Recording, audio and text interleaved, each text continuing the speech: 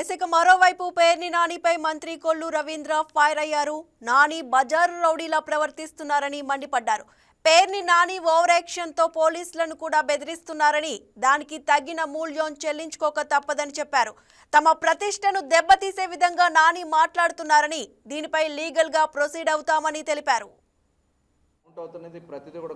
వాంటెడ్గా భయపెట్టాలి, అలజలు చేయాలి, కులాల్ని రెచ్చగొట్టాలి, మతాల్ని రెచ్చగొట్టాలి, రప్ప లేదంటే కన్ను గీసే రాత్రి వేసే అంటారని మాట్లాడినటువంటి వ్యక్తులు ఏం చేయాలి వీళ్ళు?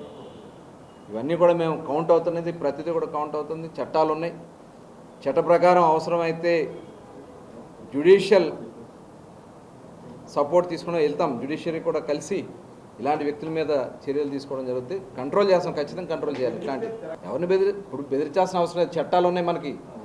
ఆయన ఇష్టం వచ్చినట్టు నోరుకి వచ్చినట్టు నా మీద మాట్లాడుతూ ఉన్నాడు. మా వాళ్ళని అందరూ మేము కంట్రోల్ చేస్తున్నాం. నిజంగా మా వాళ్ళని మేము వదిలితే ఒక్కళ్ళు ఉండరా, రోడ్ల మీద ఉండగలరా, లేకపోతే ఇళ్లలో ఉండగలరా? మనుషుల పశువుల వాళ్ళు ఏం మాట్లాడుతున్నారండి? ఎక్కడ సచ్చాడని మాట్లాడతాడు, ఏదో మాట్లాడతాడు. ఏంటి భాష? మేము మాట్లాడలేక, మా చేతకాక అతన్ని ప్రతిరోజు మా వాళ్ళని కంట్రోల్ చేస్తున్నాం. ఆగండి, వద్దు బాబు గారు, మనకు ఒక సిస్టమ్ ఉంది, మన పార్టీకి ఒక సిస్టమ్ ఉంది అని చెప్తా ఉన్నాం. కానీ ఇవాళ రెచ్చగొట్టే కార్యక్రమాలు చేసి తన్నులు తినిపించుకుని ఏదో రోడ్ల మీద పడ్డ దేకాలనే కార్యక్రమాలు చేస్తారు వాళ్ళు. మేము దీని మీద అవసరమైతే లీగల్గా కూడా వెళ్తాం. చట్ట ప్రకారం వాళ్ళ మీద చర్యలు తీసుకుంటాం. డెఫినెట్గా డిఫామేషన్కి వెళ్తున్నాం. ఎదుర్కొంటాకు సిద్ధంగా ఉన్నాడు వైఎస్ఆర్ పార్టీ నాయకులు. మా ప్రతిష్టను దిగజార్చడానికి ప్రయత్నం చేస్తున్నారు వాళ్ళు. ఇవాళ అది చాలా దుర్మార్గమైనటువంటి ఆలోచన. ప్రభుత్వం మీద కుట్రలు చేస్తూ ఉన్నారు. డెఫినెట్గా ఇలాంటి వాళ్ళందరి మీద కూడా చట్టపరంగానే వెళ్ళి చర్యలు తీసుకుంటాం.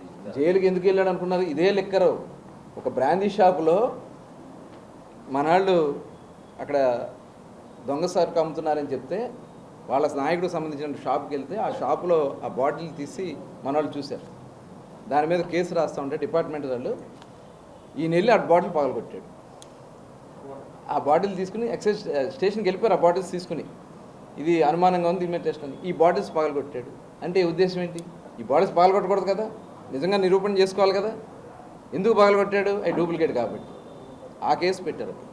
పేరు నాని నకిలీ మద్యం కాకపోతే ఎందుకు పగలగొట్టాడు చెప్పమన్నాడు బాటిల్స్ ఆ రోజున. ఇదే పేరు నాని గారిని నేను ఇప్పుడు అడుగుతున్నా. ఆ రోజు నేను అరెస్ట్ చేసిన 4 రోజులు ఉన్నాను అంటున్నావు. ఆ బాటిల్స్ పగలగొట్టి ఎందుకు పగలగొట్టారు చెప్పమానండి. నకిలీ కాకపోతే ఆ రోజున ఆయన ఒక్క మనిషిని కూడా వదిలే సమస్య లేదు. దాంతో సంబంధం ఉన్న ఎవరున్నా సరే, ఏ పార్టీ ఉన్నా సరే, ఎంతటి వాళ్ళైనా సరే వదిలిపెట్టే సమస్య లేదు.